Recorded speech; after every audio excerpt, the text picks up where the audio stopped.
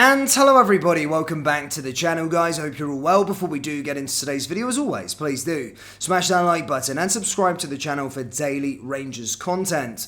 Guys, in today's video we're going to be discussing a fair few bits and pieces around the Rangers sort of sphere, if you like, with regards to a bit around Jack Butland. Apparently as a price has been revealed of how much he would cost to prize him away from Ibrox after apparent recent interest, so we'll discuss that. We're also going to be going over what Kenny Miller has said in regards to Felipe Clement's first start or first game, and then we're also going to be going through a few other bits and pieces within the Rangers space. But let's start with Chris Sutton. Yes, Chris Sutton has named his Scottish Premiership Team of the Week, and surprisingly has named 3 Rangers stars in his 11.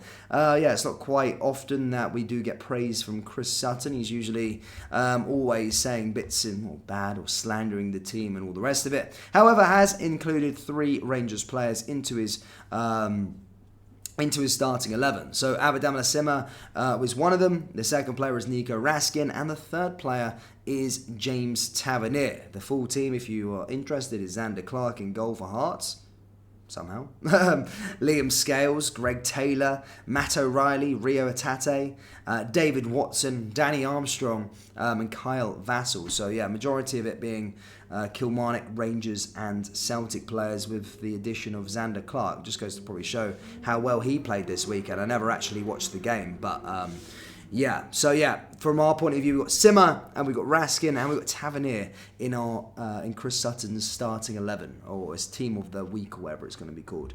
With regards to our game, of course, at the weekend, impressed. Everyone's still impressed with the performance. Actually, even a few days after, really happy with how everything went. Obviously, it's Monday. We're starting to get thoughts and opinions from sort of pundits, well-respected pundits, former players, and this is what Kenny Miller has had to say with regards to Felipe Clement's first start in charge I keep saying first start as if he's starting the match. Sorry, his first game in charge of Rangers. This is what he had to say in his Sunday Mail column.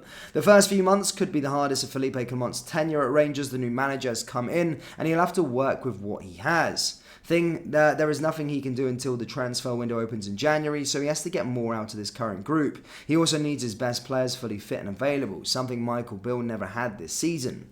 Clement is going to need his top stars available for selection because no team can operate without them. He also needs to make Rangers more cohesive and insert more energy and movement, especially at that top end of the pitch. They have been far too static for the past 2 seasons in the front areas. Yes, it takes time to make changes, but it could also turn out to be an easy fix. Clement saw his side claim a fine win over Hibs yesterday in his first game in charge, and if you are clear about what you want and how you want to achieve it, there can be immediate impact. I'm interested to see what changes he makes in the short term and leads to a better product on the pitch. Can this squad improve though? That's the million-dollar question. I've still been convinced, although I think there is a team in there. If I was picking that side, there would be maybe 2 of the summer signings in the starting lineup, Jack Butland and 1 other. The rest of the recruits still need to prove themselves. The big money signings need to turn up now. And there is a new manager in the building and he didn't sign them, so he has the responsibility to play them. He's come in wiping the slate clean. Look at Stephen Davis. He's played young Zach Lovelace ahead of Cyril Dessers and Sam Lammers. They both started yesterday but need to keep performing to stay in the team. Dessers will be feeling a lot better today after his goal in the 4-0 win. Felipe will have seen a few of those players before in Belgium. Dessers might have done well in Belgium, but at Rangers it's different. You're required to show more. So yeah, that's what he's had to say with regards to that, and basically kind of lauding his kind of first start, discussing about the current group of players. Yes, it's a good start, but of course it's the next game now, and hopefully we can start to see us get even better as time moves on. Of course, our next test being against Sparta Prague in the Europa League. Now, I did get a bit of stick from some Rangers fans actually in today's earlier video. I just need to clarify. People were saying that we shouldn't be you can't expect Rangers to just go to Sparta Prague and wipe the floor with them. And I wasn't saying it like that. I didn't mean to say it like that. Of course, yes, we're in transition, and any normal time, Rangers versus Sparta Prague, you do expect us to win. However, they are a decent side within Europe. We've beaten a lot better, we've got bigger scalps, but I do understand people's reservation.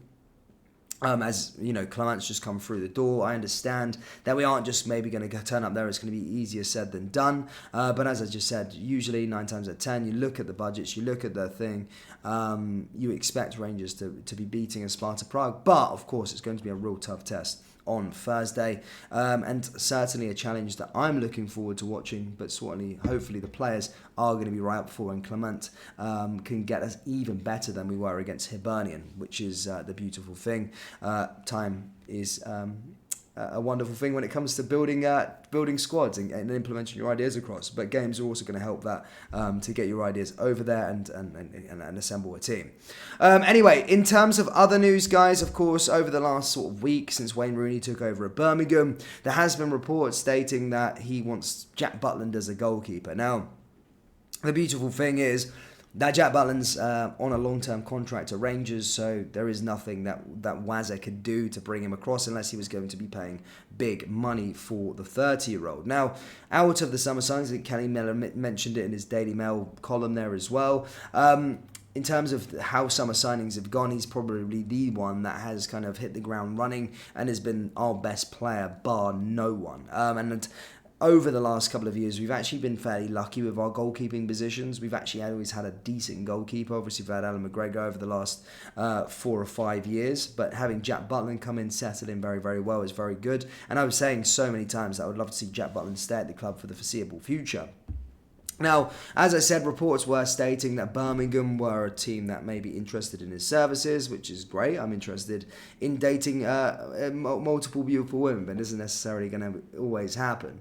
But having said that, reports have stated that Rangers have privately valued goalkeeper Jack Butland at more than £5 million amid interest from Birmingham City. Reports state that the Ibrox club will not entertain any January offers for the 30-year-old shot stopper, despite Wayne Rooney having serious interest in him. Of course, Butland did join on a free transfer and has impressed already since the summer transfer window. He has got a contract until 2027, but of course, we do know how football works. Money talks and BS walks, basically. So, yes, that's what's being said, that his value, or the Rangers apparently value him at more than £5 million, and it's believed that as a price tag that will only rise if his good form continues. Despite him being 30, that's fairly young for a goalkeeper still, and as I said, I would not want Jack Butland to be going anywhere. It's very, very hard to replicate anything.